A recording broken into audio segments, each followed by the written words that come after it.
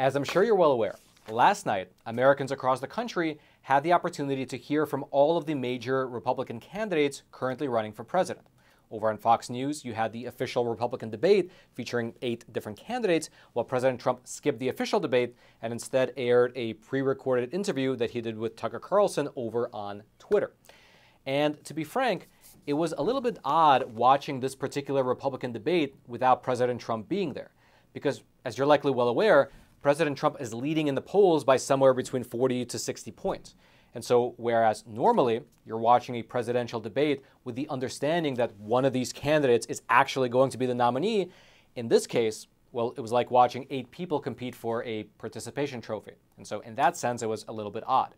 And also, the questions that Fox News chose not to ask also raise a bit of a question mark, such as the fact that there was not a single question about the topic of election integrity, although they did have time to ask about UFOs. Regardless, let's dive into the actual highlights from the debate that came from the question and answers, starting with a few interesting side notes about what was happening behind the scenes. For instance, if you looked at the debate stage last night, you might have naturally asked yourself, how did a man like Asa Hutchinson, the former governor of Arkansas, who has minimal name recognition outside of the state, how did he get the necessary 40,000 donors in order to qualify? Well, the answer to that appears to be surprisingly simple.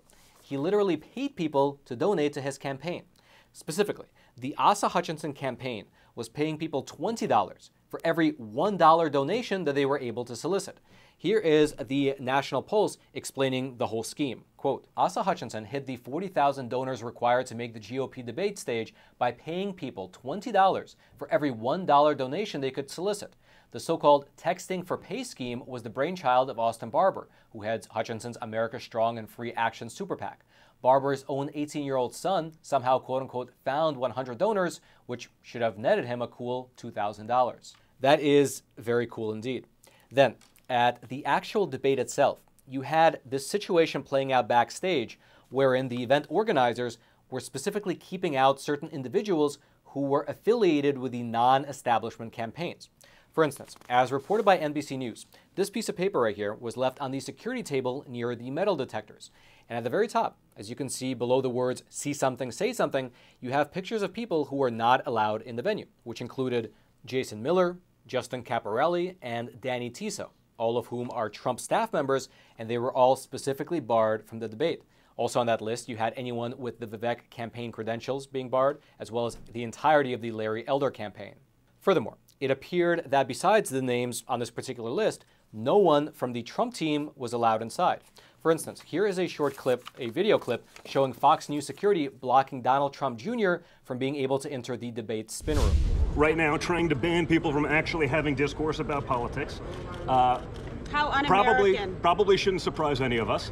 But that's what it is. And I've been told by others that I would be able to go in. So they said we weren't able to go in, then they said they weren't. Now that we're here, and the candidate that said you can't go in the spin room. They're telling me right now, Fox won't let me into the spin room. That's what the American people should know. This is the kind of they're telling him he are. works for security here, but they're telling him that I'm not allowed to go in there. Also, just as another small tidbit, I personally found it hilarious that while there were many different beverages for sale at the venue, which seated about 4,000 people, Bud Light was specifically not being sold in the arena.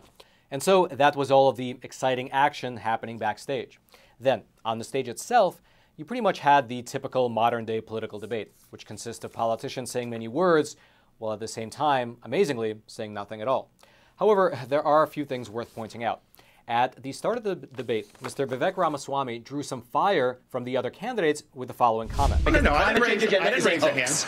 Let us be honest as Republicans. I'm the only person on the stage who isn't bought and paid for, so I can say this. The climate change agenda is a hoax. The climate change agenda is a hoax. And we have to declare independence for it. And the reality is, the anti-carbon agenda is the wet blanket on our economy. That comment of his, probably combined with the fact that he has rising poll numbers, then led the majority of the attacks to be aimed at him. Take a listen. So the reality make America less safe. You have no foreign policy experience, and it shows. And you know what? Now is not the time for on-the-job training. We don't need to bring in a rookie. We don't need to bring in people without experience. I've had enough already tonight of a guy who sounds like ChatGPT standing up here The last person in one of these debates, Brett, who stood in the middle of the stage and said, "What's a skinny guy with an odd last name doing up here?" was Barack Obama, and I'm afraid we're dealing with the same type of amateur standing on stage tonight. But interestingly, the fact that he was the most attacked person by the other candidates was likely a tacit acknowledgement by them of Vivek's dominance on the stage. In fact, every post-debate poll that I've seen, whether it was from Breitbart, the Drudge Report, CNN, the Daily Mail, or even the fact that Vivek was trending on Twitter after the debate, all of these different data points indicate that very likely he was the winner of the debate. And indeed, on many issues, he stood against almost all of the other candidates in stark opposition. For instance, take the issue of Ukraine. Of that plan, is there anyone on stage who would not support the increase of more funding to Ukraine? We would not support it. Europe needs to step up. I mean, I would have Europe step up and do their job. All right, Mr. Ramaswamy, you would not support an increase of funding to Ukraine? I would not. And I think that this is disastrous, that we are protecting against an invasion across somebody else's border when we should use those same military resources to prevent across the invasion of our own southern border here in the United States of America.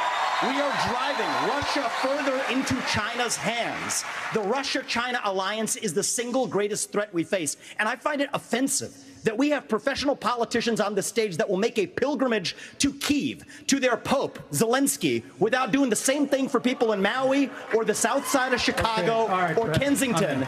I think that we have to put the interests of Americans first, secure our own border instead of somebody else's. And the reality is, this is also how we project strength by making America strong at home. Furthermore, while the other candidates took a stance of either antipathy towards President Trump or just being outright against him, well, here was the stance of Vivek. And notice the crowd's reaction when he says it. President Trump, I believe, was the best president of the 21st century. It's a fact. And so, judging from that, while Vivek might have won the debate, based on the polls at least, it doesn't really matter, since at the end of the day, President Trump is leading in the polls by a wide margin. And at that point, the absolute most fascinating moment in that particular debate, at least in my opinion, was when the moderators asked all the candidates to raise their hand.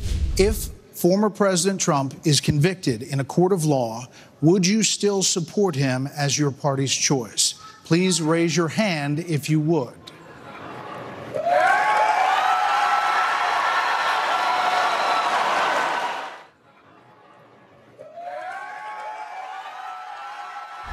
That was painful to watch. And so there you have it, the Republican debates. Vivek appeared to come out on top, but that's still far behind the frontrunner for nomination, President Trump, who, just for your reference, is getting arrested right now as we are premiering this episode. If you'd like to watch either the full RNC debate or if you'd like to watch President Trump's interview with Tucker, I'll throw both of those links down into the description box below this video for your convenience. And also, I should mention, is that same description box right below those like and subscribe buttons, both of which I hope you take a quick moment to smash. And then lastly, I'd like to mention that if you are sick and tired of the censorship on this particular platform, as well as all the other platforms, then you're in luck, because the Epoch Times is extending its awesome sale on subscriptions. Just 25 cents a week for the whole year, which, if you do the math, works itself out to just be a single $1 a month. And so if you've been on the fence about subscribing to the Epoch Times, maybe you head on over to our website, but then you're hit with a paywall over and over again, and it's kind of getting frustrating, well, perhaps take this sale as an opportunity to try the Epoch Times out for yourself. That way you can get access to all of our documentaries, videos, movies, all of our infographics, our analyses, our articles, basically everything that we publish. You can get access to it for just a single $1 a month.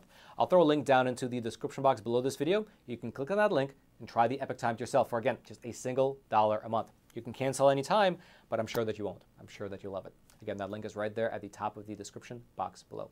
And then until next time, I'm your host, Roman from the Epoch Times. Stay informed. Most importantly, stay free.